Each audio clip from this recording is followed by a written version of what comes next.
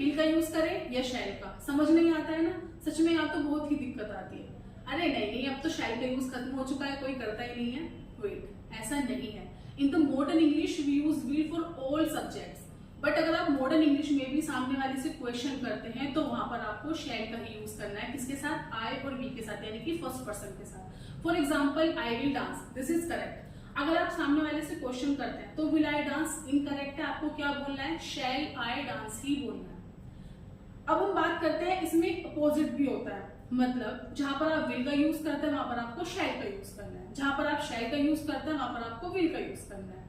But इसमें ये 5 बात होनी चाहिए। सबसे पहले होता है कमांड, जब आप सामने वाले को कमांड देते हो। For example, you shall talk to him, तुम्हें उससे बात करनी होगी। अब यहाँ पर हमें यू के साथ विल का यूज करना था, बट आपने यू के साथ शैल का यूज किया, बिकॉज यहाँ पर आप क्या कर रहे हो? कमांड दे रहे हो।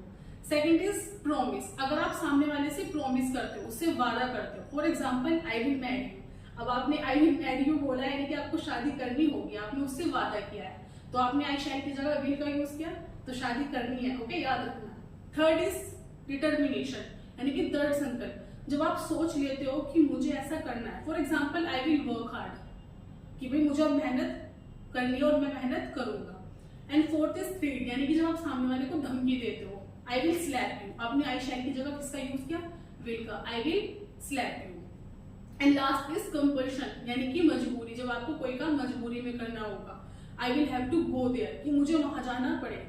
तो इस तरह से विल और शैल का यूज होता है। आई होप आपको समझ आया होगा। तो मिलते हैं नेक्स्ट वीडियो में।